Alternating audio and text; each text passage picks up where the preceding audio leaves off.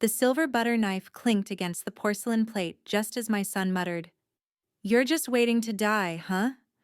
Still, I folded my napkin slowly, smoothing each crease while the warmth drained from the biscuits beside me. As the scent of butter and rosemary rose, it hit harder than his words. Familiar, comforting, undeserved. While their laughter dripped casual cruelty across the table, I watched the steam fade like respect in this house. The same knife I used to serve breakfast once signed the will that made them believe they'd already won.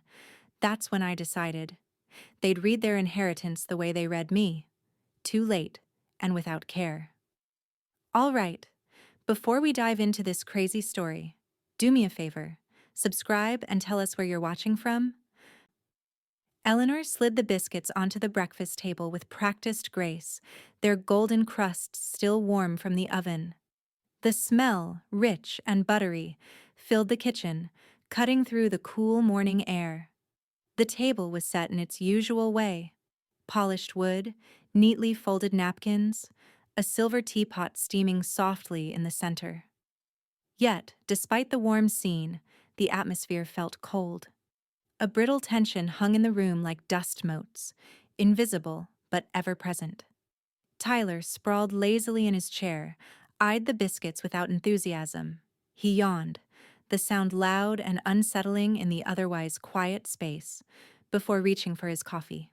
"You should travel more, Mom," he said, his voice flat, as if the suggestion were an afterthought. "But I guess you're just waiting to die." "Huh?" The words landed with the weight of a stone dropped into still water. For a brief moment, the world inside Eleanor's head tilted sideways. Her hand, mid-reach for the butter dish, froze. Her eyes, however, did not. She kept them fixed on the round table in front of her, as though the varnished surface could offer refuge. Lori smirked. A little too knowing. A little too satisfied. She didn't even flinch. Emily, hunched over her phone at the other end of the table, didn't look up. Her fingers flicked idly across the screen, scrolling through whatever had her attention this morning, as though nothing had just been said. As though nothing had changed. For a long moment, Eleanor said nothing. She took a breath, and then another, her chest tightening with the kind of quiet indignation that had become second nature to her. Then she set the butter down, slowly, carefully, before wiping her hands on the towel tucked in her apron. The silence that followed was heavy, full of things unsaid. "That's one way to say grace," Eleanor finally replied, her voice as steady as it was cold, a hint of steel beneath the words. Tyler didn't respond. Lori let out a soft, humorless chuckle, as if she hadn't expected any different. Emily remained absorbed in her screen, her face lit by the blue glow, her thumb moving in a slow, hypnotic rhythm. Eleanor cleared the table in silence, her movements deliberate. She folded her cloth napkin tight, like a secret she didn't intend to share. Her fingers worked with precision, the delicate fabric creasing in her hands. There was something in the way she moved, slower than usual, but with an undeniable purpose that made the room feel smaller. She didn't raise her voice. She didn't need to. The absence of her words, the sheer weight of her silence, was louder than anything she could have said. The sound of the front door closing later that afternoon was as quiet as the house had been that morning. Tyler, Lori, and Emily had left. The house, for the first time in hours, felt empty. Alone. But not in the way she had once feared. The silence now felt like freedom. Her phone rang, pulling her from her thoughts. The name on the screen made her stomach tighten for a moment before she answered. "Ellie." Ruth's voice crackled through the receiver, warm and familiar. "How's the will lookin'?" Eleanor paused. She leaned back against the counter, her fingers curling around the edge, grounding herself. "Just fine," she replied, her voice low, calm, no trace of emotion. "How about yours?" Ruth was quiet for a moment, the familiar rustle of papers on the other end of the line a comforting background noise. "You sure about this, Ellie?" Ruth asked, her tone not judgmental but heavy with something else, something Eleanor hadn't felt in years. Concern. I'm sure, Eleanor answered, the words simple but final. I've waited long enough. Ruth's sigh was a strange mixture of understanding and resignation. Well, it's done then. No turning back. No, Eleanor agreed, her hand tightening on the phone. There's no going back. The line fell silent, the weight of the decision between them. Neither of them needed to say more. Ruth knew. Eleanor knew. They both knew this wasn't about money or property or any of the things Tyler and Lori had taken for granted. It was about something deeper, something unspoken. Ruth finally broke the silence. You know, Ellie, if they can't see you for who you are by now, they never will. Eleanor stood taller, her back straighter, as though Ruth's words had given her a silent affirmation. That's the problem, isn't it? They never looked. The call ended, but Eleanor didn't move right away. She remained there, standing in the quiet kitchen, the faint hum of the refrigerator the only sound filling the space. She ran a hand through her silver hair, her gaze falling on the empty chair at the head of the table where Tyler had sat, the place where he'd made his careless, cutting remark. Her hand twitched, but she didn't reach for the phone. Not yet. She would, though. Soon. There were things left to finish. Things she had no intention of leaving undone. The front door creaked open again, and Eleanor's heart didn't race. She was prepared now. Tyler, Lori, and Emily would never understand. But they'd have to live with the consequences of their words, just as she would live with hers. The house, the legacy, everything had shifted. They didn't know it yet, but they would soon. And when they did, it would be too late. Eleanor stood in the doorway of her home office, the soft light of the afternoon spilling over the bookshelves and scattered papers. She hadn't been in here much lately. Too many things left unsaid. Too many quiet hours filled with the hum of thoughts she wasn't ready to confront. The room smelled faintly of old books, dust, and the faintest trace of lavender from the vase of dried flowers in the corner. Her hand rested on the brass doorknob, the weight of it almost comforting. She'd never been one to shy away from difficult decisions, but this one felt different. This was the last step. She walked past the desk where stacks of papers lay untouched. The family photos at the edge of the surface half faded under years of neglect. It was the filing cabinet she approached, a tall, sturdy piece of furniture that had long since ceased to be the ally it once was in her life. Her fingers brushed against the wood as she opened the bottom drawer. She paused. There it was, the folder.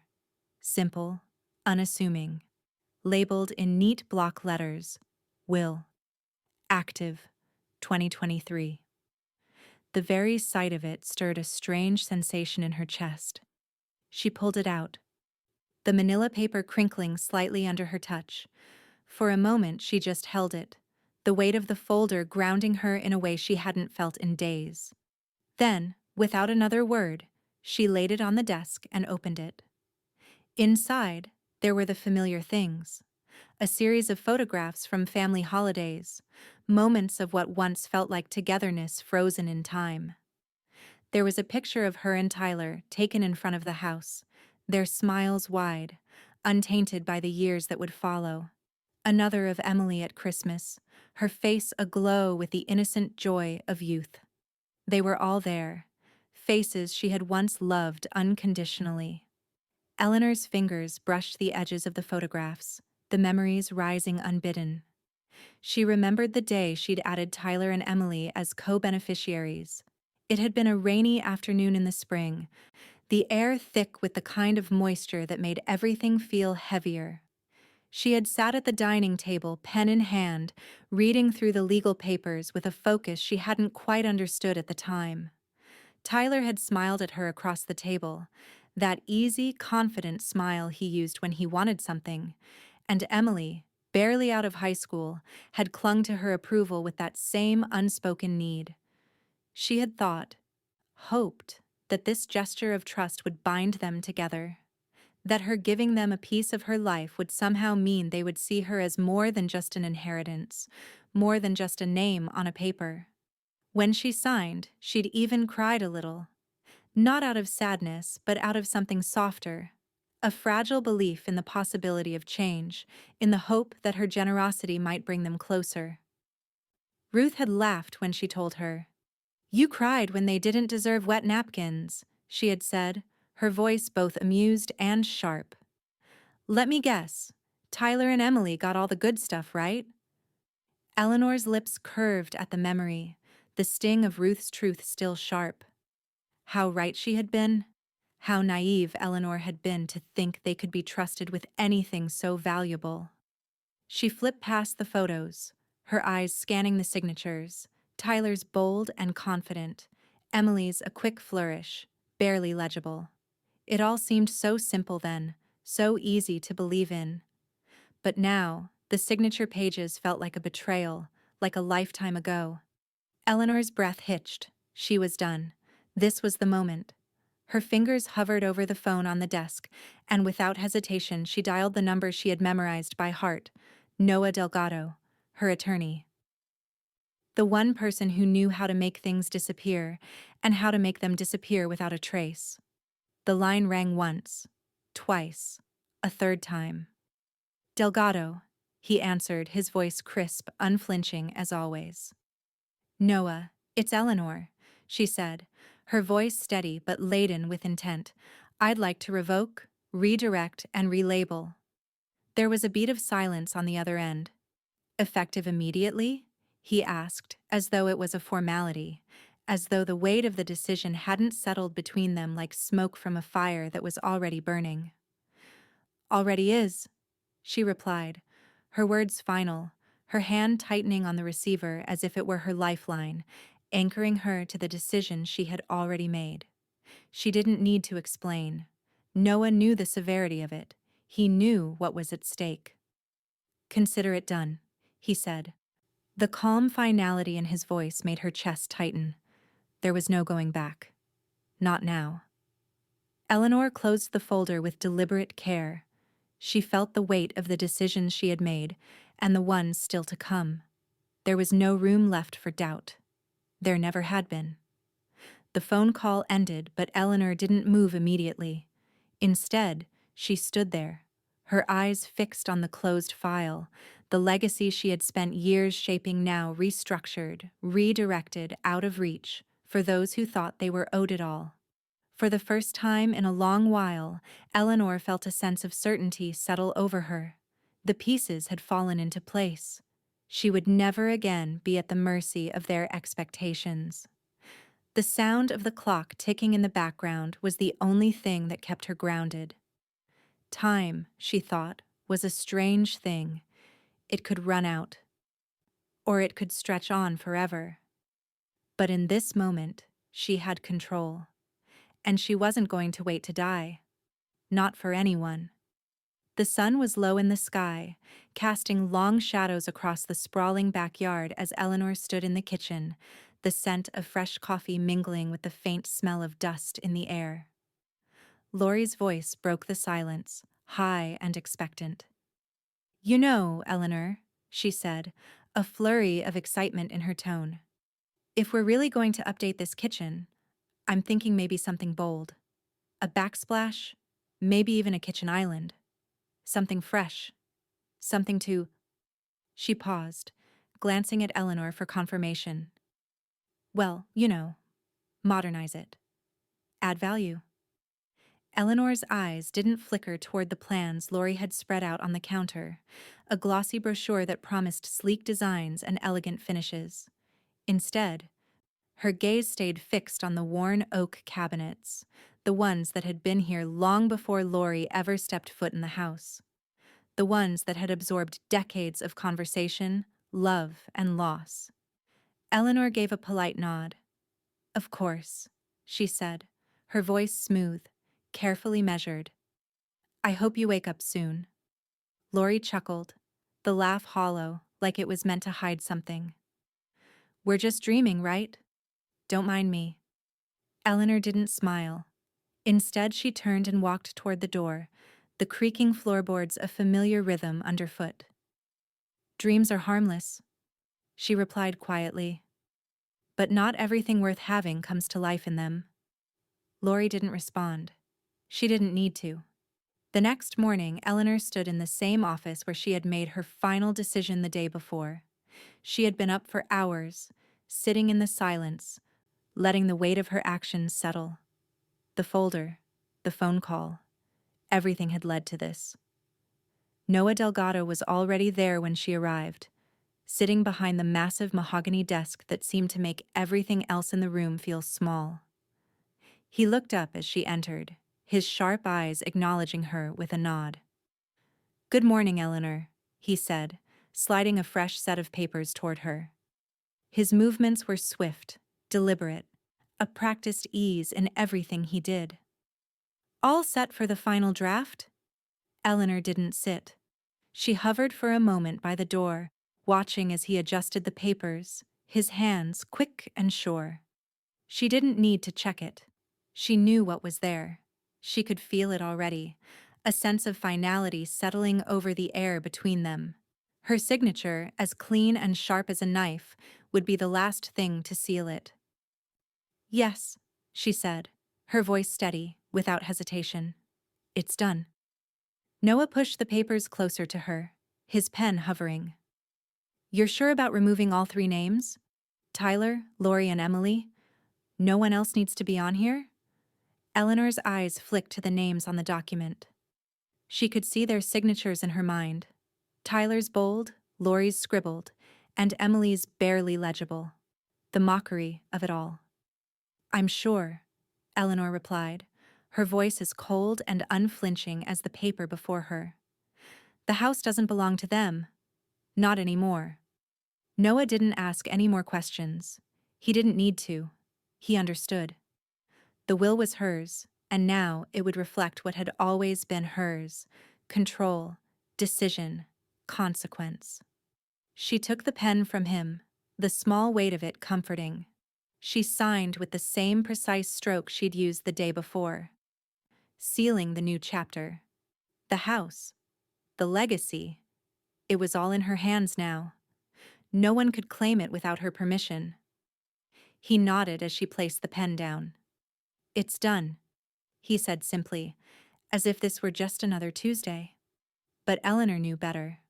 This wasn't a simple formality. This was the end of everything they thought they knew about her. She stood, pushing the papers aside and sliding them into the folder with the same deliberation as before.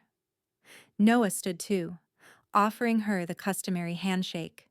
His hand was firm, but she could feel the subtle recognition in the pressure. This wasn't just a transaction. It was the quiet unraveling of an empire they'd all thought they understood. The morning sun bathed the office in a muted light, the papers now locked away in the file drawer, and with it, a new kind of certainty. Eleanor was no longer waiting for the world to adjust to her. She had already adjusted it to her own design.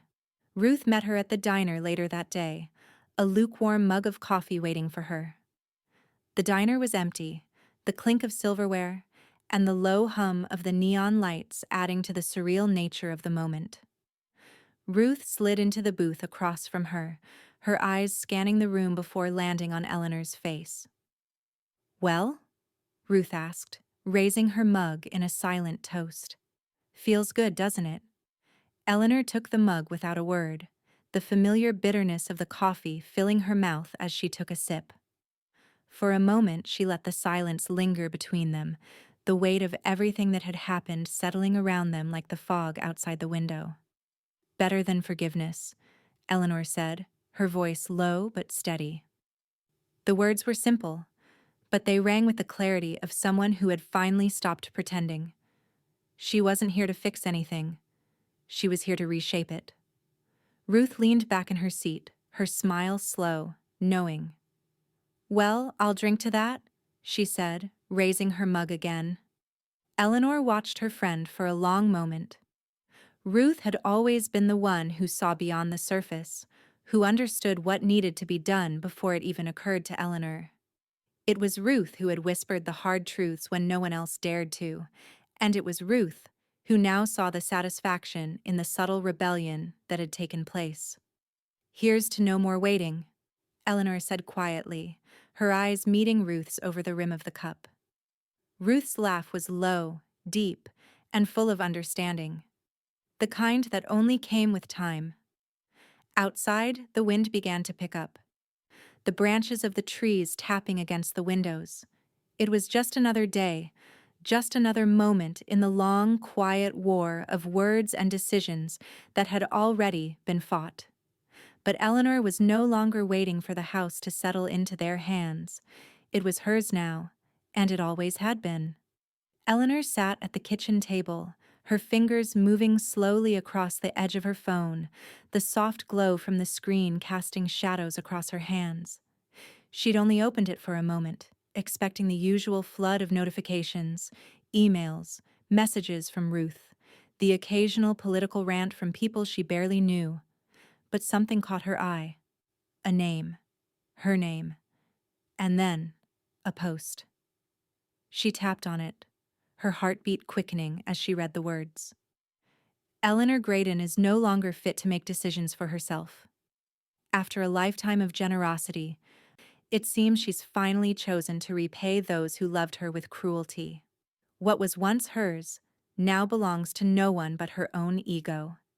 Even her son and granddaughter, who she once trusted, are left with nothing but empty memories, a sad final chapter for the matriarch of the Graydon family."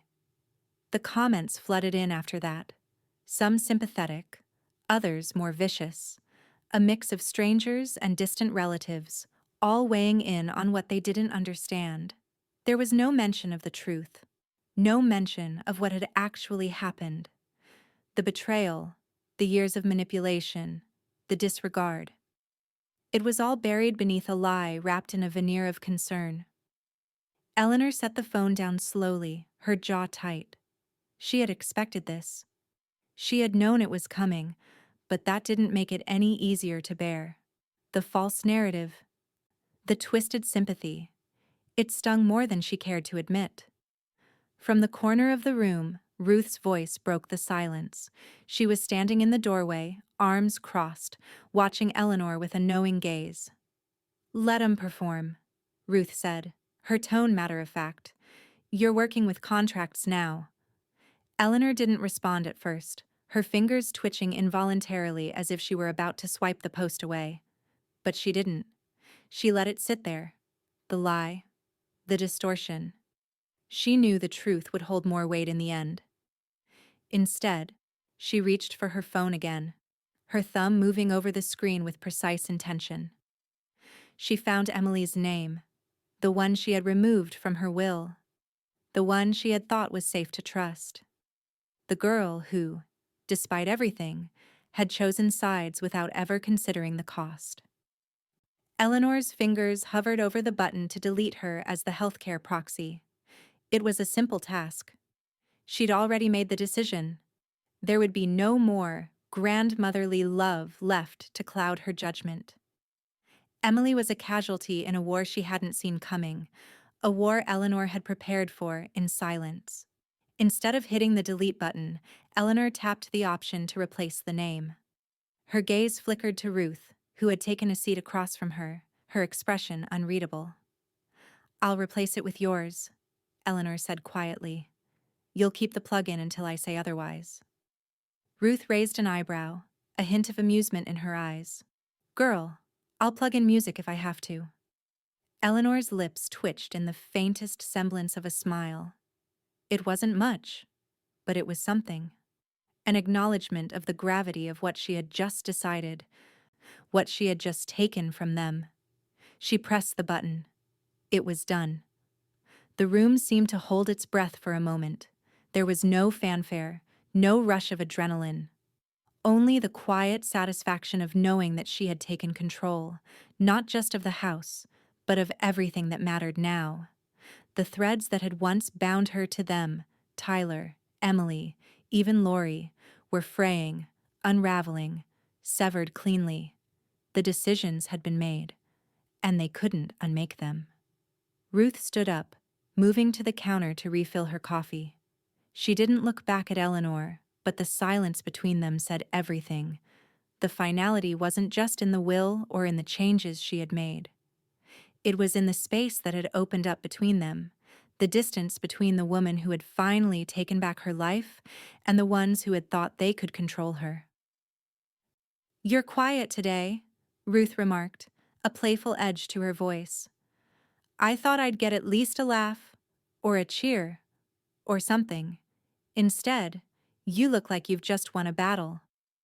Eleanor didn't answer immediately. She just looked at the phone in her hands, the screen still lit up with the post and its lies.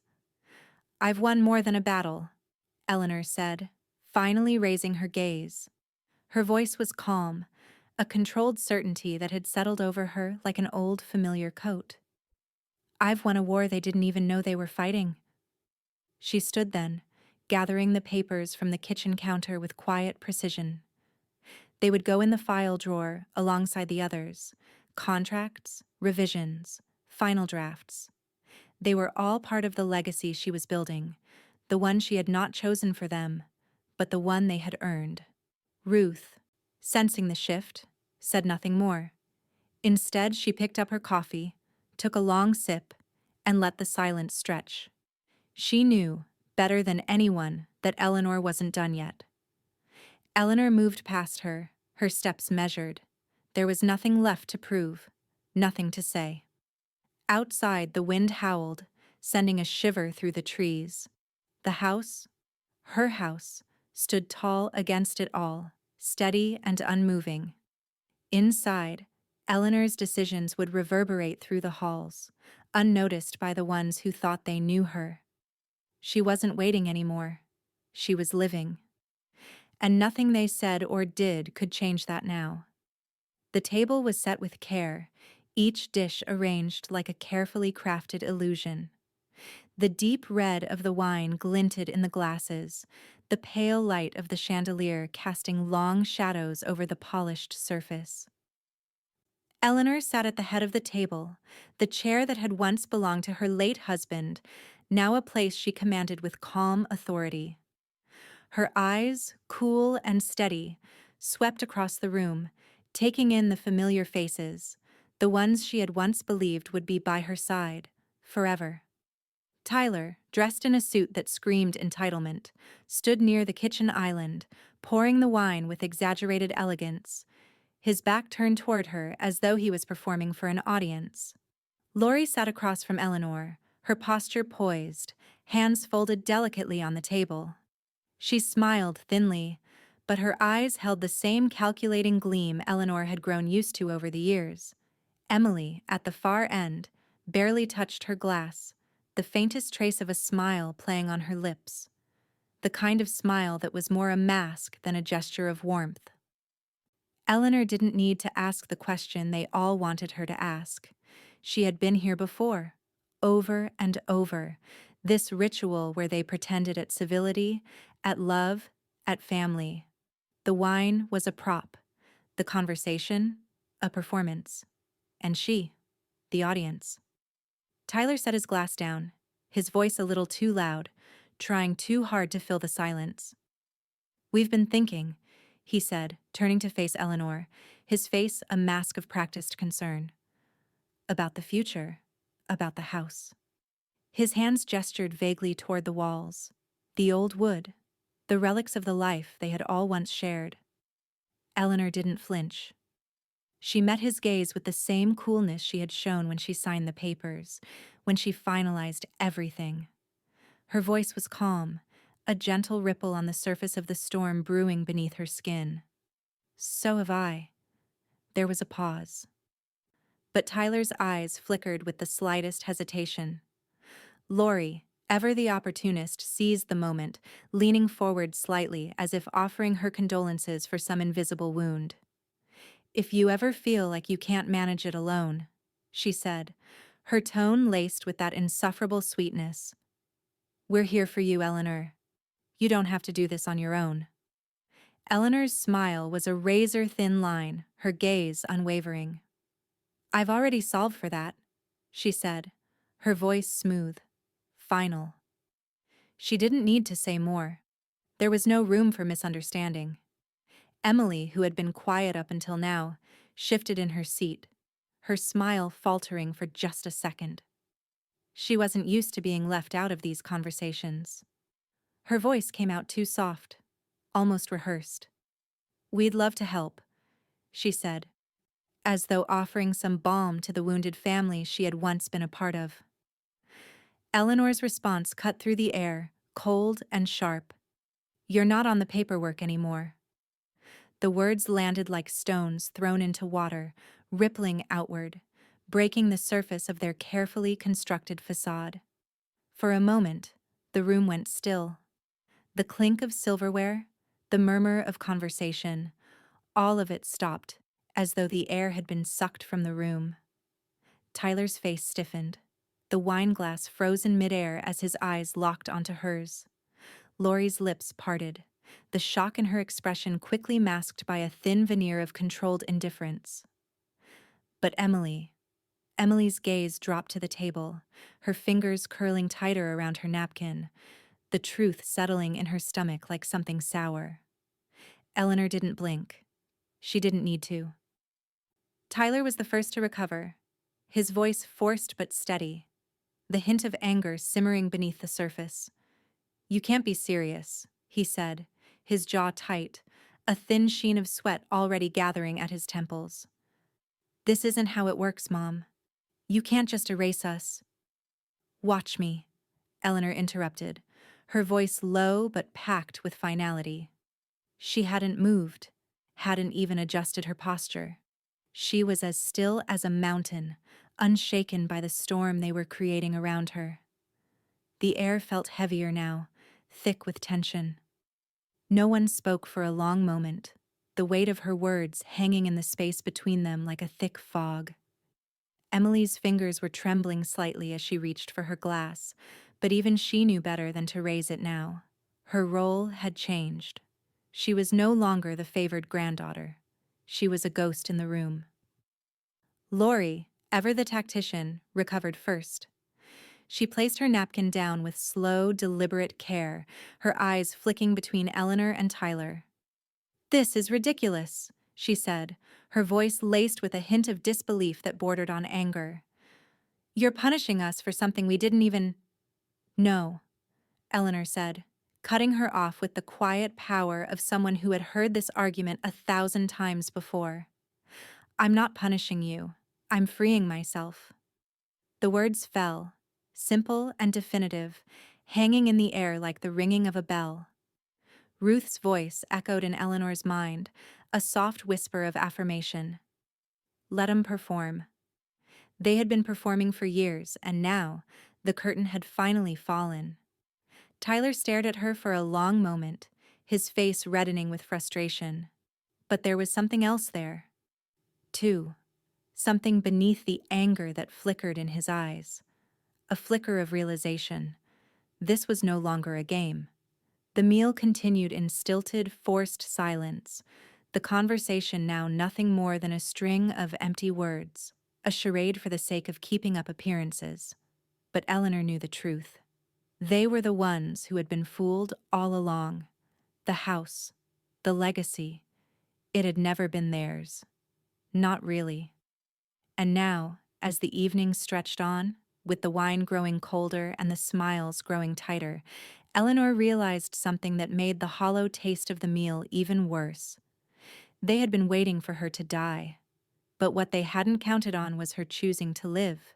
And that, as it turned out, was the one thing they couldn't take from her. The silence that followed Eleanor's departure from the dinner table was thick, as though the air itself had become dense with the unsaid words hanging between them. Tyler stared down at the document in his hands, his knuckles white as he gripped it with a force that threatened to tear the pages. His breath was shallow, his eyes darting across the legal jargon, searching for any loophole, anything that would explain this betrayal. "This isn't legal," he said, his voice rising with a mix of disbelief and anger. You didn't tell us. You didn't even mention any of this. Eleanor remained motionless in the doorway, her silhouette outlined by the dim light in the hallway. Her calm voice carried over the space, a quiet certainty that unsettled them all. That's because it doesn't concern you anymore. Tyler's mouth opened, but the words wouldn't come. Lori, ever the tactician, quickly snapped her focus away from Eleanor's figure, her attention now entirely on the papers in Tyler's hands. This can't be real, Eleanor.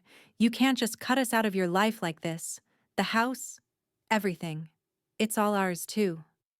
Eleanor's gaze was unflinching, her face unreadable.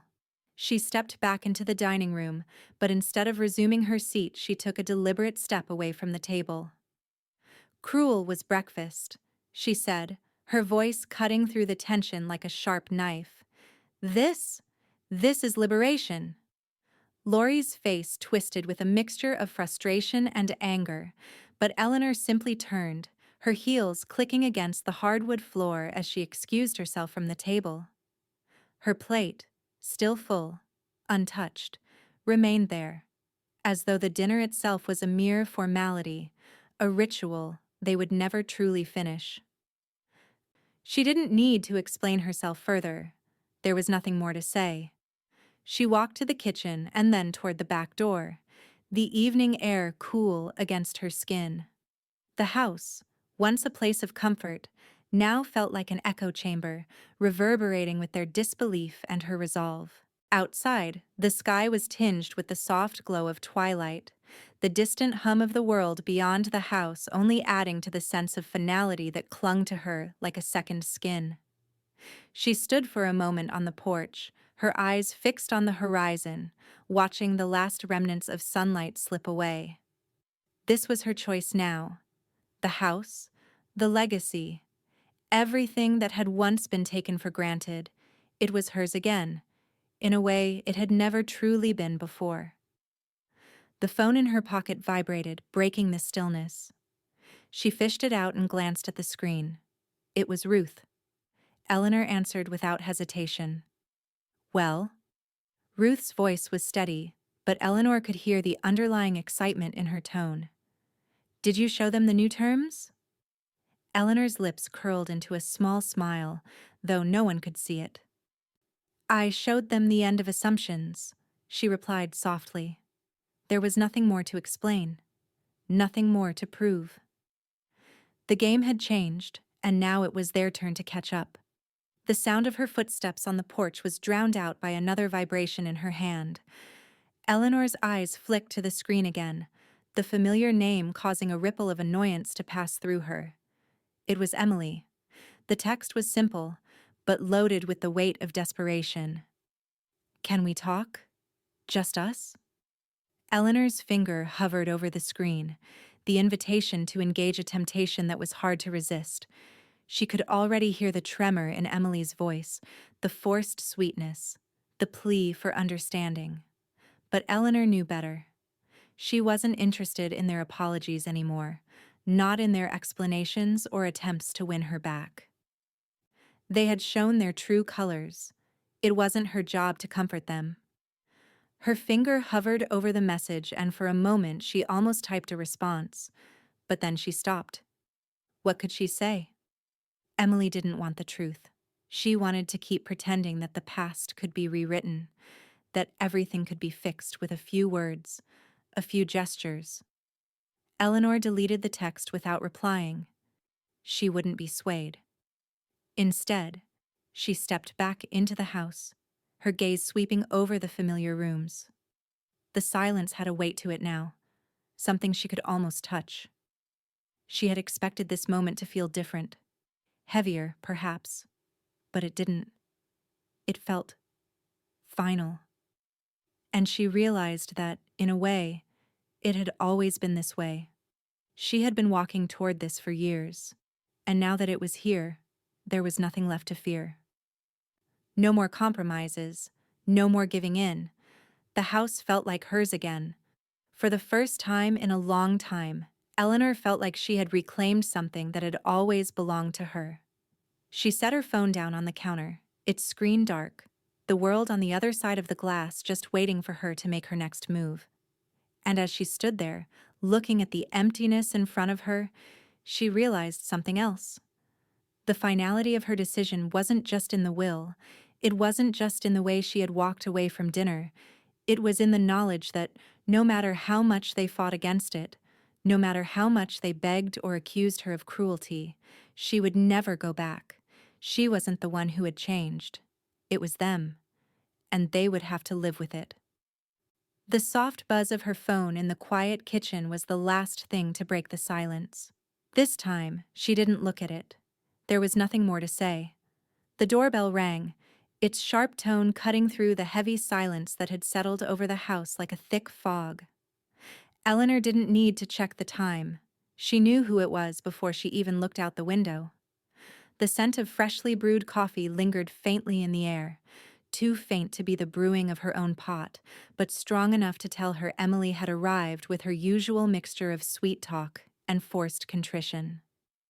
Eleanor walked slowly to the door, the floorboards creaking under her weight, the sound oddly comforting. She opened it without hesitation, her face still, as though the door had always belonged to her, as though Emily's arrival didn't disturb her in the slightest. And there she stood, in the doorway, holding a tray of coffee cups with the same practiced care she'd shown when they used to share afternoons together. "Hi, Grandma," Emily said, her voice too bright, too eager, a layer of false humility sitting heavily over the words. She stepped forward, holding out the tray like a peace offering. "I thought you might like some coffee. I brought it from that cafe you like." Eleanor's gaze flickered briefly to the tray, the steam rising from the cups. But she didn't take it. She didn't move, didn't reach for the coffee. Instead, her eyes locked onto Emily's, studying her face, reading the tension in her posture. She knew this act all too well. The sweetness was a mask, a thinly veiled attempt to undo what couldn't be undone. Emily cleared her throat, an uncomfortable shift in her stance as she waited for some kind of reaction.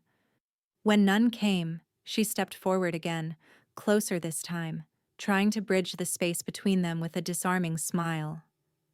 I didn't mean it like that, Grandma. It was just a joke. You know I didn't mean anything by it."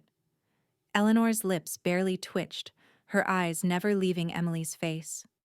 "You laughed too loud for it to be kind," she said quietly. Her voice was calm, but there was an edge to it now, a weight that held the words down like a thick, unshakable truth.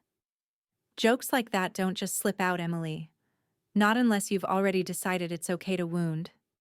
There was a long pause, an awkwardness that grew thick between them, hanging in the air like the stifling heat of an afternoon sun. Emily's smile faltered, but she quickly regained her composure, pushing a lock of hair behind her ear as if to regain control of the situation. I, I've always looked up to you," she said, her voice softer now, almost pleading. "You've always been so strong, so wise.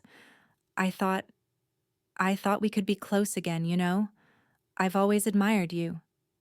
Eleanor stood still, her hands folded loosely in front of her, the cool air of the house wrapping around her like a shield. "Then you've mistaken height for depth," she replied, her voice even, but the words were sharp enough to cut through Emily's veneer of humility. Emily's eyes flashed with something, resentment, or perhaps realization. Her hands tightened around the tray, the once offered gesture now a tether she couldn't quite escape. Eleanor watched her carefully, noticing the way Emily's shoulders tensed. The shift in her expression, the flicker of something deeper than guilt, something more like frustration. "I don't know what you expect from me," Eleanor continued, her tone calm but firm. "You've never understood me. You've only ever wanted me to be what you needed me to be. And I don't do that anymore." There was a long silence, broken only by the soft hum of the house, the distant sound of a car driving by outside. Emily seemed to shrink a little, the weight of Eleanor's words settling heavily on her chest. She opened her mouth as though to say something, but the words never came. Instead, Eleanor reached forward, her hand moving with a steady grace, and placed a small envelope onto the tray in front of Emily. "Here," she said, her voice as quiet as before, but with an unmistakable finality. "This is where money comes from now." Emily's fingers trembled slightly as she picked up the envelope, her brow furrowing as she turned it over. It was a scholarship application, a small, modest sum to fund a community grant for single-parent families. It wasn't a lot, but it was something. Something real. For students who are actually committed to something, not just those who think the world owes them, Eleanor added, her gaze sharp. "You've had plenty of chances to prove yourself, Emily. Maybe now you can try doing something that matters." Emily's mouth opened, but no sound came out. She looked down at the application, her face paling as she realized the weight of what Eleanor had just handed her. A challenge. A final verdict that had nothing to do with inheritance, nothing to do with family, but everything to do with proving herself. For the first time in the years that Eleanor had known her, Emily seemed small. Small in the way she stood there, staring at the application, her mouth hanging open in a mixture of disbelief and something else. Something Eleanor couldn't quite place. Finally, Emily looked up, meeting Eleanor's gaze. There was a long moment of quiet before she spoke, her voice barely above a whisper. "I didn't mean for it to be like this," she said, a break in her voice. I thought it would be different." Eleanor didn't respond immediately. Instead, she turned, her back to Emily as she moved to the window, looking out at the quiet street beyond.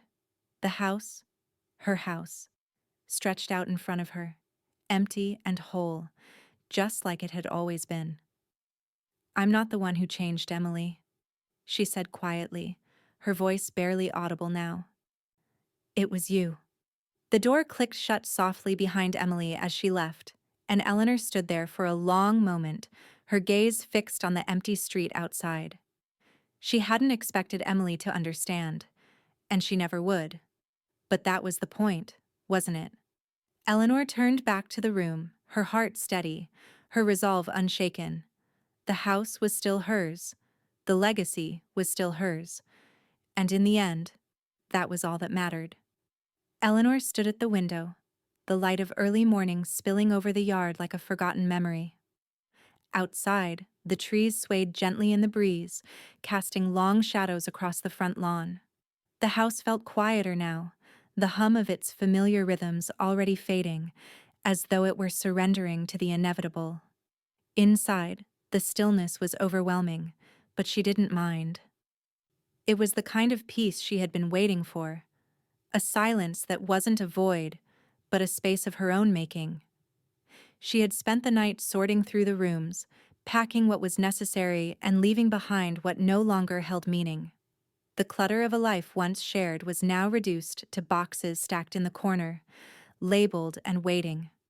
Her fingers touched the edges of each item carefully, her husband's old watch, the framed photograph from their honeymoon, the books she had never finished.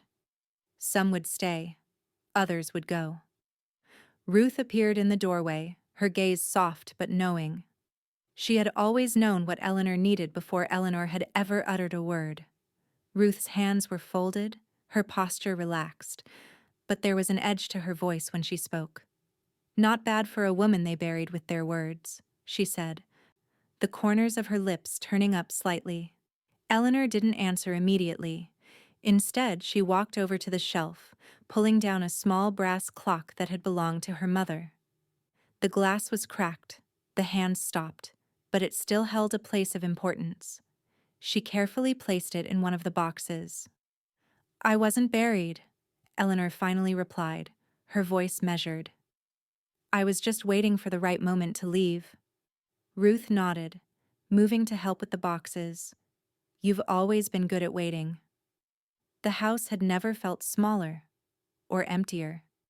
Each step she took echoed through the quiet rooms, a reminder of the life she had lived here and the life she was about to leave behind.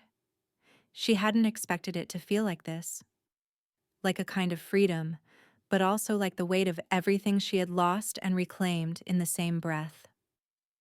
She turned, glancing at the mantel above the fireplace. Her eyes lingered on the family portraits there, the faces of people she had once tried so hard to please. But the truth was inescapable now. They had never understood her. They had only wanted from her. Wanted her time, her energy, her legacy. They had never asked if she wanted to give it. Eleanor walked slowly over to the mantel, her fingers brushing over the smooth wood. She had decided this house's fate long before any of them could have guessed. The decision had already been made. She had filed the papers, signed the legal documents, and by the time Tyler and Lori had demanded answers, it was too late. She had chosen what mattered, and that was all that needed to be done. Her eyes found the single piece of paper she had set aside for the last time she would leave this house. A note. Not for them, but for anyone who might think this house, this legacy, still belonged to them. She placed the note carefully on the mantel, its words clear and unyielding. Not for sale, not for you. It was a simple thing, but it was final. The house would no longer be a place for them to expect their inheritance or manipulate their way into. It would be kept under trust, its future secured as a local history museum, the story of the Graydon family told through the relics of a time when they had mattered, but not now, not anymore. She stepped back, her eyes tracing the edges of the room, the familiar angles that had been part of her life for decades. It was strange how something could feel like home for so long and still be so easy to walk away from. But she wasn't walking away. She was leaving it behind, reclaiming the space that had always been hers, but that she had been too afraid to fully take. Everything's in place, Ruth said quietly, as though reading Eleanor's thoughts. She stood near the door, ready to leave, but there was no rush. Ruth was never in a hurry. Eleanor gave a small nod, her eyes fixed on the house. She could almost hear the whispers of memories, of past arguments, of promises never kept. But they were fading now, like smoke in the wind. The house had been a place of expectations. Now it would be a place of history. No one will ever see it the way I do, Eleanor said, her voice barely a whisper. But they'll remember it. Eventually. Ruth smiled, her expression full of knowing. They'll never get the chance to change the story. Eleanor stepped toward the door, her fingers brushing the cool brass handle. She hesitated for only a moment, taking in the last view of the house. Her house, the home she had built, and the home she had taken back. With a final glance, she stepped outside, closing the door behind her with a soft click. There was no fanfare, no grand gestures, just the sound of the door shutting and the quiet finality of it. It was done. And for the first time in years, Eleanor felt lighter. Tyler's knuckles were white against the steering wheel, the low hum of the engine the only sound in the car as he drove down the quiet street. The familiar stretch of road seemed somehow foreign now, each turn an echo of a life he thought he was entitled to. The house, his family's legacy, sat at the end of this road, waiting for him to claim it once more. Except it wasn't waiting for him anymore. He turned onto the familiar driveway, his heart quickening with the hope of finding something familiar in the place that had once been his. But as the house came into view, he could already tell. Something had changed. The lights were off, the windows dark, and as he pulled up to the curb, the weight of the situation hit him. The house was locked up tight, the overgrown ivy creeping along the walls as if it had been abandoned long ago. Tyler sat in the car for a moment, his chest tight with frustration. This isn't how it's supposed to be, he thought, gripping the wheel harder. This is ours. It was always ours. but it wasn't anymore. It had been taken from him. From them. Laurie's voice echoed in his mind. Calm. Cool. The voice that always knew how to spin things. She'd called earlier, of course, after the will. After the shock. After the realization that nothing was as it seemed. She'd told him to go to the house, to find answers. But now there were no answers. Just the cold emptiness of a house that had been cleaned out, stripped bare. Frustration bubbled in his chest as he climbed out of the car. The house looked untouched, almost too perfect. As if Eleanor had already moved on, leaving only a shell of what had once been. He pulled out his phone, tapping away with growing agitation. Laurie's post appeared on his screen. When the elderly vanish, it's on us. The words stung, more out of their implication than the actual sentiment. Beneath it, the comments came flooding in, some offering sympathy, others questioning her motives. He could see it, even through the screen, the outrage, the disbelief, and the truth. That his mother had left them nothing but empty promises and a house they could no longer claim. He stared at the screen for a long moment as the comments grew harsher. They didn't get it. None of them did. They weren't supposed to have to fight for what was rightfully theirs. He tossed the phone onto the passenger seat in frustration. He couldn't stay here. Couldn't keep looking at the house as if it were something he could take back. It wasn't his anymore. Elsewhere, Ruth stood in the kitchen of her modest home, preparing a quiet cup of tea when her phone buzzed. She read the message without hesitation, a small, satisfied smile tugging at the corners of her lips. She was used to being the one who held the keys, who knew what had to be done. She'd given Eleanor the new address, of course. Only to the people who truly mattered, her lawyer, her doctor. She had made sure the ones who needed to know, who deserved to know, had the right details. It was the way Eleanor had always wanted it. Efficient, straightforward, with no room for the distractions that came with family expectations. Ruth knew Willow Glen would take good care of her. The new address wasn't one that would invite people like Tyler and Laurie to barge in and demand what wasn't theirs. Willow Glen was a community of quiet elegance, the kind of place that valued peace over spectacle. As Eleanor arrived, she felt the first true sense of calm she had known in years. The sun was just beginning to set, casting a warm glow over the neatly trimmed hedges and the gentle curves of the winding paths. The building, though simple, was a haven, offering everything Eleanor had longed for without the noise of the life she had left behind. Joanne, the community manager, greeted her at the door with a warm smile, the kind of genuine hospitality Eleanor hadn't encountered in ages. "I saved you a seat near the window," Joanne said, leading her to a table already set for one. It was simple, inviting, and exactly what Eleanor had needed. A place where no one would look at her with expectations. A place where she could truly be herself without the weight of family or legacy hanging over her. Eleanor sat down, the soft chair cradling her as though it had been waiting for her all along. Her fingers brushed the edges of the plate in front of her, a meal prepared with care. Not a moment too soon. The world outside the window was quiet now, peaceful, just as it should be. The sounds of distant birds, the rustle of leaves in the breeze. She closed her eyes for a moment, breathing it all in. It wasn't just the new setting that brought her peace. It was the knowledge that the years she had spent bending to others' expectations were over. She wasn't waiting for anything anymore. Not for approval, not for anyone to catch up. When she opened her eyes again, she looked at Joanne, who had returned to give her a moment of solitude. "Feels like I never needed all that noise," Eleanor said quietly, a contented smile tugging at her lips.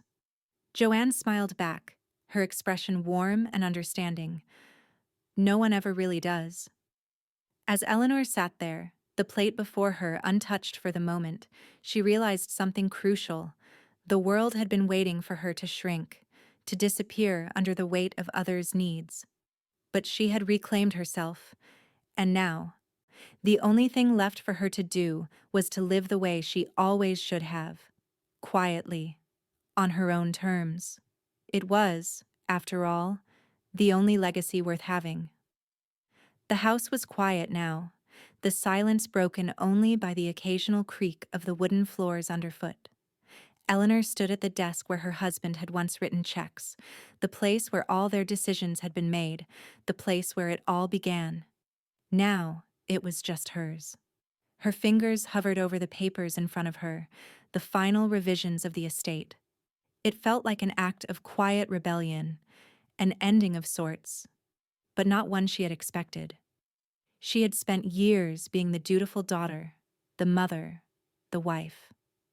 But now all that was left to give was something more meaningful, something that would outlive them all. She flipped through the final drafts with practiced ease, her eyes scanning the numbers and clauses, the stipulations she had set in place. Everything had been divvied up exactly as it needed to be: the house, the property, the funds. But now she was adding something new, something they could never take from her. Her pen hovered over the line that would divert the funds meant for her family's inheritance. She could almost hear Tyler's voice, demanding his share, and Laurie's polite, cold indifference.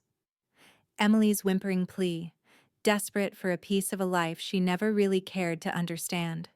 They would never get what they thought they deserved. Instead, she would give the money to those who truly needed it, those who would appreciate what they had. She wrote it down in the final will: funds diverted to educational programs, 2 students per year, both from single-parent households. A smile, small but satisfied, curled at the edges of Eleanor's lips as she filled in the next line. The house would not be a home for anyone who had ever taken her for granted. It would not be a trophy to display at family gatherings or a bargaining chip to be used in their endless manipulation. Instead, it would serve as something that had true value: a historical exhibit, a museum dedicated to what had once been the Graydon legacy. Her principal's desk, her life's work, would sit as part of the exhibit, a reminder of what she had built. She had thought about leaving it to them, thought about the kindness of giving them the memories they'd always wanted, the ones they thought were owed to them. But as her pen hovered over the paper, she realized something. This would hurt them more. It wasn't the inheritance they wanted. It wasn't the house or the money or the status. It was the permanence of it, the knowledge that they would never be able to claim what was hers. Ruth's voice echoed in her mind, soft but clear. That'll sting worse than exclusion, its permanence. Eleanor smiled again, the weight of Ruth's words grounding her. Exactly, Eleanor whispered to herself, her voice low, steady. They can watch me help strangers for decades. The legacy they hadn't earned would now be a part of something far greater. It would be about the people who would learn from her story. People who, unlike her family, would take the lessons she had left and build something better. They would understand the value of hard work, of sacrifice, of true legacy. As Eleanor signed the final page, the house outside seemed to grow even quieter. It was as if the world had paused, just for a moment, as if acknowledging the weight of her decision. There would be no grand gesture, no family gathering to mark the occasion. Just the steady, unwavering certainty that this was the right path. She placed the pen down, the task completed. It was done. Just as Eleanor stood up to file the documents, her phone buzzed across the desk. She glanced at the screen, expecting another email from her lawyer or Ruth, but instead, it was from Emily. "You win." The simplicity of the message stung more than anything Emily could have said. No apologies, no understanding. Just a simple concession. Eleanor read it once, twice, and then set the phone down, her fingers brushing against the cool surface of the desk. She didn't feel triumph. Not exactly.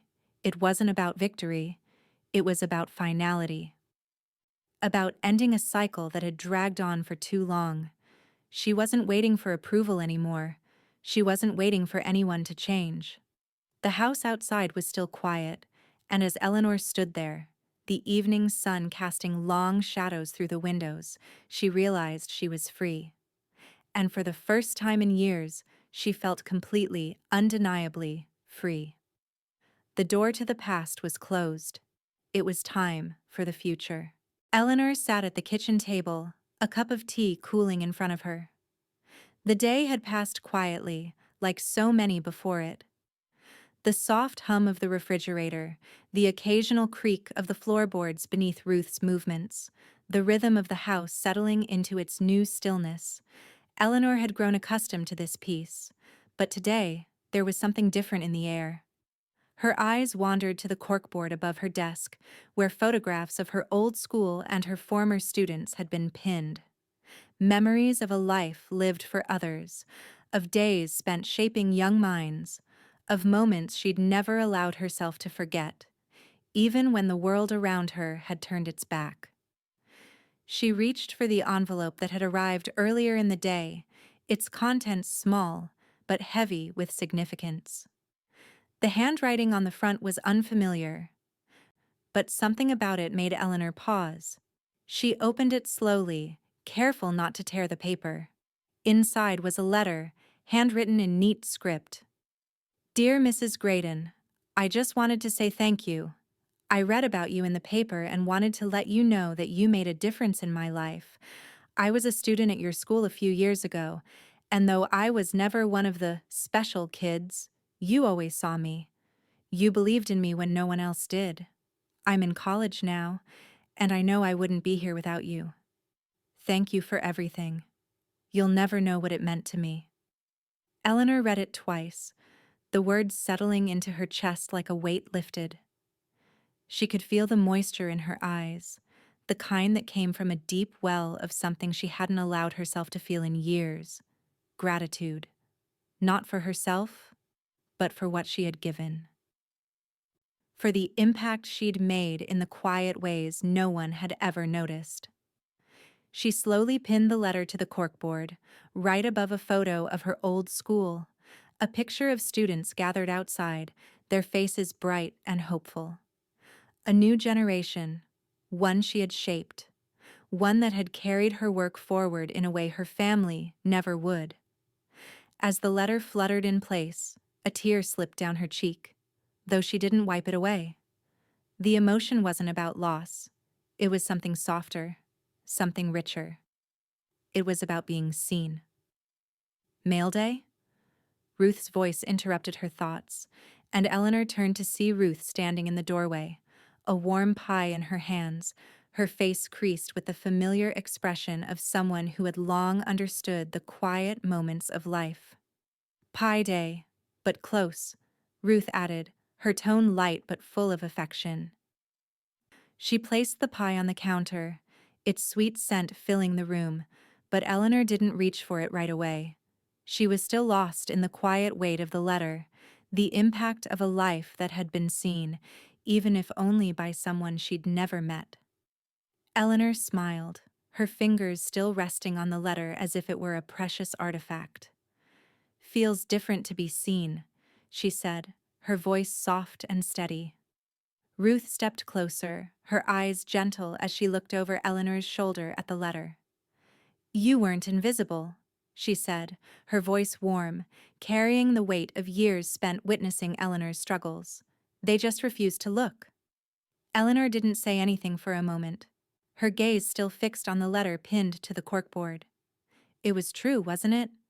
She had spent so long being overlooked, not just by her family, but by the world. They had never truly seen her, her worth, her sacrifices, her strength. And yet, here, in the quiet of this new life she was building, someone else had. Someone who would carry her legacy forward, even if her family would never understand. I suppose that's what it was all along, Eleanor said, her voice quiet. They never looked. Ruth's smile softened. No, they didn't. Eleanor stood, finally turning away from the board, and took a deep breath. She felt lighter now, the weight of the years she had spent in the shadows of others' expectations slipping away like dust. She walked over to the counter and picked up a slice of the pie Ruth had brought. "Thank you," Eleanor said, her voice thick with emotion, "for seeing me." Ruth didn't need to answer. She just reached for her own piece of pie, a knowing look passing between them. The words weren't necessary anymore. They had both spent too long in the spaces between what was said and what was felt. Eleanor sat back down at the table, the slice of pie on her plate. But she didn't feel the hunger she thought she might. Instead, she felt full in a way she hadn't in a long time. Full of something deeper than sustenance, something that spoke of understanding, of recognition. The world might have missed her, but the ones who mattered, the ones who had truly seen her, understood the quiet strength it took to live a life not dictated by others' needs. And that, Eleanor realized, was enough. The bench outside Willow Glen was warm from the afternoon sun, but Eleanor didn't mind. The air had a softness to it, the kind that made it easier to think. Or not think, if that was what she needed. She had come here for moments like this, moments of stillness where the past couldn't reach her. She sat with her hands folded in her lap, her gaze fixed on the gentle movements of the garden, the flowers swaying slightly in the breeze. It was a tranquil scene, quiet and deliberate. No noise, no expectations, just peace. And then she heard footsteps. At first, she didn't look up. She didn't need to. She knew who it was, even before Emily's voice broke the silence. "Grandma?" Eleanor turned slowly, her eyes meeting Emily's. The girl was standing a few feet away, her posture rigid, as if she hadn't quite figured out how to approach her yet. Her face was pale, the usual lightness in her eyes replaced by a look Eleanor hadn't seen before. Desperation, maybe. Or regret. For a long moment, Eleanor didn't speak. Just let the quiet stretch between them like an unspoken question. She knew what was coming. She knew the rehearsed apology, the practiced humility. It was all too familiar by now. But she wasn't interested in the apology. Not anymore.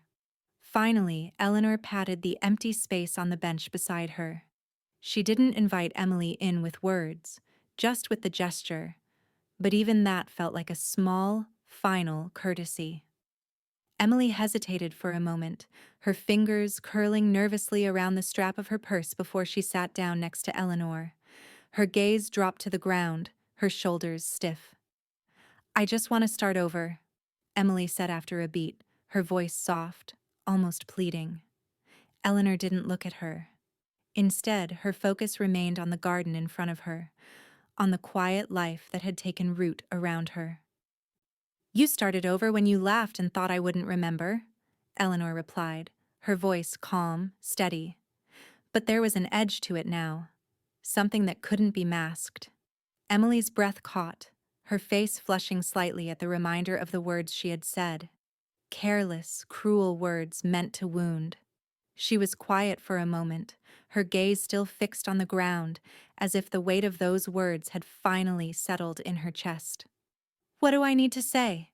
Emily asked, her voice a little shaky now, as though the rehearsed lines she had come with were slipping away. Eleanor took a slow breath, her gaze never leaving the horizon. The sunlight reflected off the trees, casting long shadows across the path. She could hear the distant hum of voices from the community center. But it was nothing compared to the stillness that wrapped around them now. "There's no phrase that replaces character," Eleanor replied, her voice quiet but sharp. "You can say whatever you want, Emily, but it doesn't matter. Not anymore."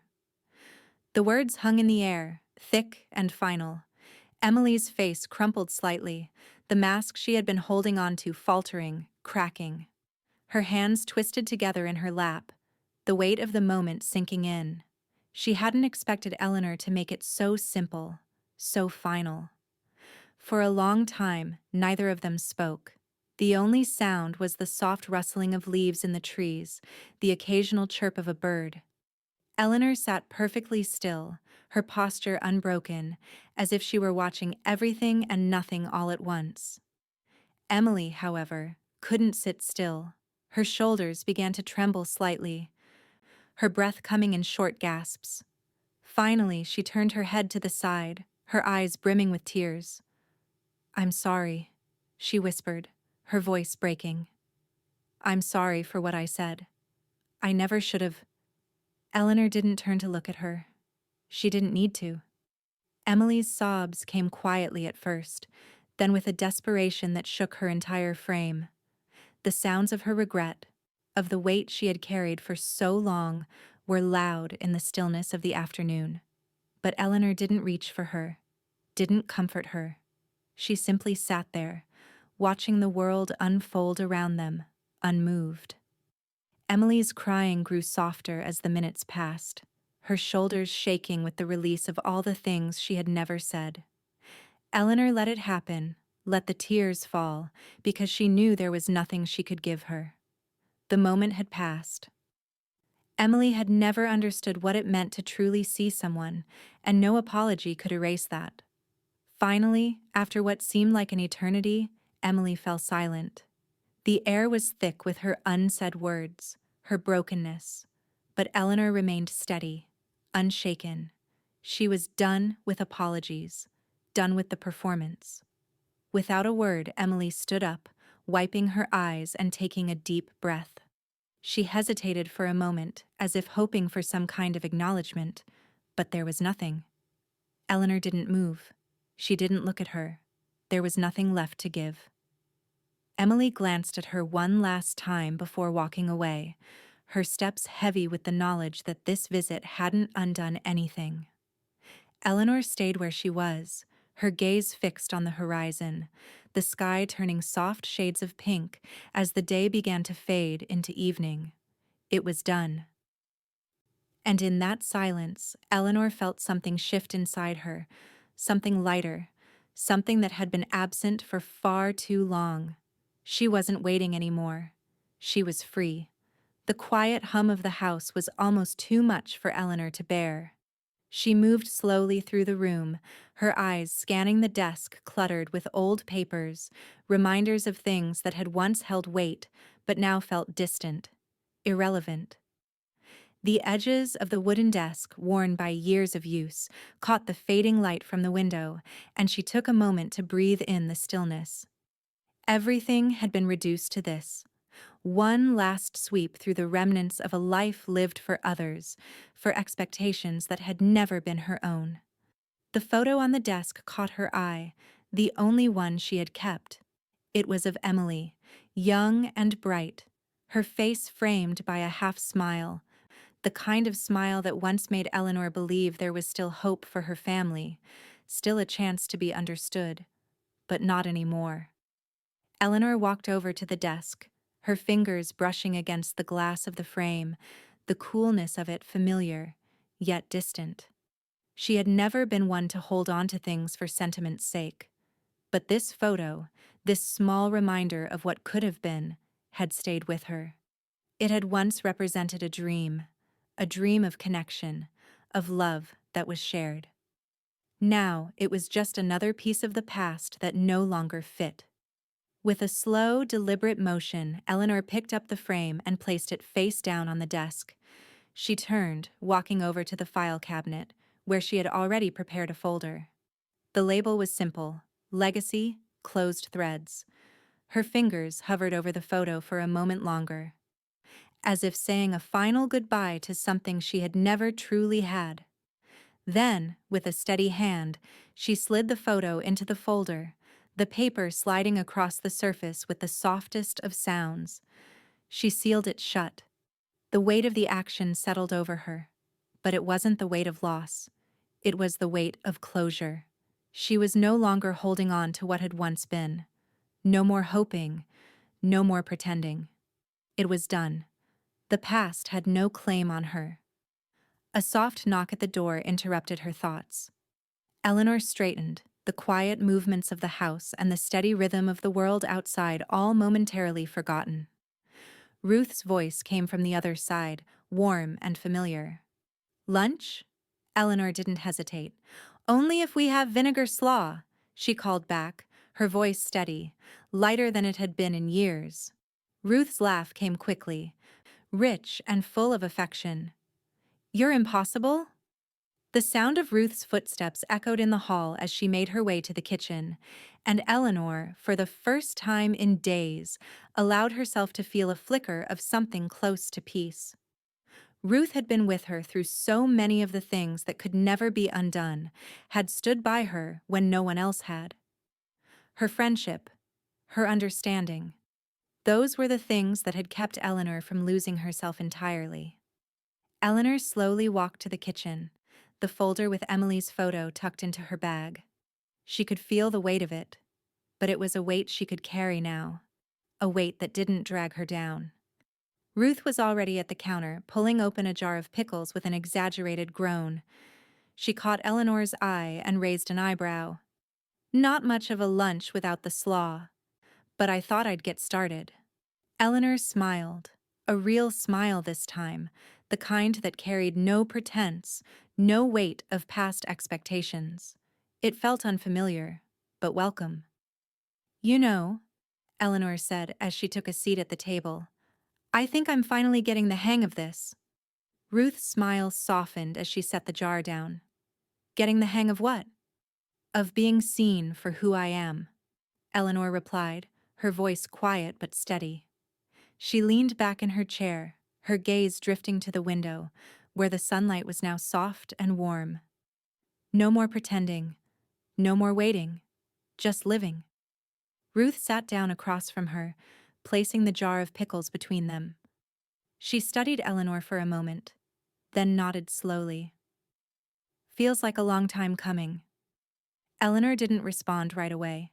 Instead, she reached for the napkin beside her plate and began to write. The words came easily now, as though they had been waiting for her to find them. She wrote them out with the same steady hand she had used when making her final decisions.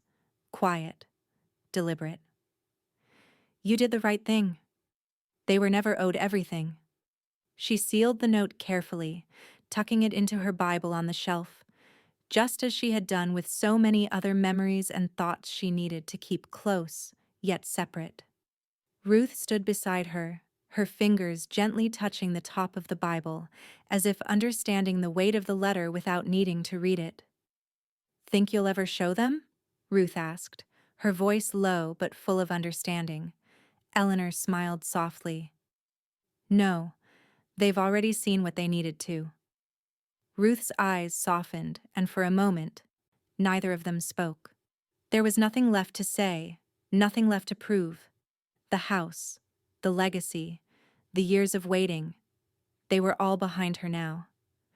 The future lay ahead, silent and open, and for the first time in a long while, Eleanor felt she could step into it, fully and without hesitation. "Let's eat," Ruth said, breaking the silence, her voice as comforting and steady as ever. "You've earned it." Eleanor didn't need to say anything more. She sat back, the weight of her decisions finally settled, the knowledge that she had done the right thing settling in her bones. It was time to live. The auditorium buzzed with a quiet energy, the seats filled with the faces Eleanor had taught, shaped, and inspired over the years. The rows were packed, the air thick with anticipation and the faint murmur of conversations that ebbed away as she walked to the podium. A microphone creaked under her hand as she adjusted it, the soft hum of the room becoming a silence that enveloped her. A hush that could only mean one thing: they were waiting for her. She had thought about what she would say for weeks. How could she put everything into words when the journey had already been lived in silence? The years spent building, creating, teaching, those were the things that defined her, not the house, not the money, not the things they thought she owed them. Eleanor stood tall at the podium, the weight of the moment heavier than the microphone before her. She had taken the stage in a different way now. This wasn't a performance. It was a declaration.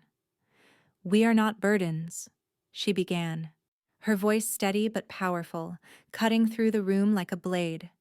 "We are blueprints. We are the foundation upon which others will build. We are the ones who teach, who mold, who guide. And we are the ones who decide when it's time to leave the old behind and create something better." Her words landed in the room, each syllable like a stone tossed into a pond, rippling outward and settling into the hearts of everyone who had gathered to hear her speak. She could see their faces, some familiar, some new, but all of them listening, truly listening. They weren't just hearing her, they were understanding her. The room was filled with the weight of that realization. "Too many times," she continued, "we are made to feel as if we owe something to those who came before us. But the truth is, we owe it to ourselves. We owe it to the generations who will follow us, to make sure that they inherit something better than what we were given." Eleanor paused, her gaze sweeping over the audience, landing on the familiar faces of former students now adults. They were no longer the children she had taught. They were the architects of their own futures. And in them, she saw the seeds of change. Her legacy, not in things or wealth, but in people, in their choices, their futures. A wave of applause broke out, at first hesitant but growing stronger with each passing second. Eleanor let it wash over her, not as validation but as recognition. This was what mattered. This moment of connection, this understanding that could never be replaced by the things that had once been so important. Noah Delgado, sitting in the back of the room, his arms crossed but his expression soft, watched her with a quiet pride. He had known Eleanor for years, but today, it was different. There was no more hesitation in her, no more second-guessing. She had found her voice, and it was louder than any inheritance could ever be. Ruth sat in the second row, her eyes glistening with unshed tears, the corner of her mouth curved upward. The years of watching Eleanor hold back, of supporting her quietly, had led to this moment. She had always known Eleanor's strength. Now, everyone else did too. The applause echoed through the room, long and honest, a recognition of the woman Eleanor had become, the one who had quietly carried everyone else's weight for so long. And now, she was finally carrying herself. When the room quieted, Eleanor took a deep breath, feeling the weight of the moment settle into her bones. She had made it through this. The speech wasn't just for them, it was for her. A declaration that she had finally stepped into herself, into the legacy she had built. Not the one others had expected her to create, but the one she had always deserved to leave. She stepped away from the podium, the applause still ringing in her ears, the weight of it settling into her chest. And as she walked off the stage, her hand resting lightly on the edge of the podium, she said quietly to herself, "That'll do." And it was enough. More than enough. Eleanor had finally done what she came here to do. Her legacy wasn't in the house. It wasn't in the things she had left behind. It was in the lives she had touched, the students who carried her lessons forward. The people who would remember her, not for the inheritance she had denied them, but for the life she had chosen to live on her own terms. And that, she realized, was the greatest gift she could ever give. The envelope was heavier than she expected. Eleanor slid the knife through the paper, the crisp tear marking the moment as her fingers grazed the edges. She pulled out the contents and unfolded the letter, her gaze immediately drawn to the headline that slapped her in the face. Obituary. Eleanor Graydon, 78, matriarch of the Graydon family estate, passes away. She exhaled a soft laugh, the sound genuine but tinged with the disbelief that had become so familiar. "Well, that's dramatic," she muttered to herself, shaking her head as she scanned the rest of the text. The obituary spoke of her life in a polished, almost saintly light, as if her years of sacrifice were the pinnacle of some grand narrative. The words felt like they were written for someone else, a fictional version of herself who had never truly existed. Her fingers hovered over the paper, the absurdity of it sinking in. It wasn't the first time she'd read something about her death. Her family had long made their assumptions, their expectations. She wasn't surprised by the obituary itself. What surprised her was that someone had felt compelled to send it, to commemorate her while she was still very much alive. They had been waiting for her to disappear, as if her worth had already been calculated. She could feel a mix of something close to amusement and resentment bubbling beneath the surface. They had already written her off. Yet here she was, still living, still breathing, still carving out the life they thought they would control. Without hesitation, Eleanor pinned the obituary to the wall next to the Principal of the Year plaque that had long since lost its sheen but never its meaning. She smiled as she stepped back to take it in. The contrast was stark. An obituary for a life they imagined she would lead, next to a small, humble recognition of the one she had actually lived. Ruth walked in, her familiar presence grounding the moment. She took in the sight of the obituary, her eyes softening as she leaned against the doorframe. "Guess they figured you've done enough to be remembered," she said, her voice amused but with a touch of something deeper. Something like understanding. Eleanor glanced up from her work, her smile never faltering. "Maybe, but I'm still making breakfast," she replied, her tone light, but there was something behind it, an affirmation of her defiance, her refusal to be defined by anyone else's expectations. The room was quiet for a moment, the silence heavy with the knowledge that Eleanor had lived on her own terms, even when they'd tried to take that from her. Ruth nodded, a small chuckle escaping her lips. She'd seen Eleanor through it all, through every challenge, every moment of doubt.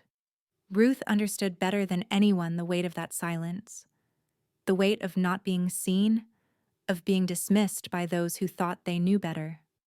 They walked out to the patio, the warm light of the late afternoon wrapping around them as they settled into the chairs.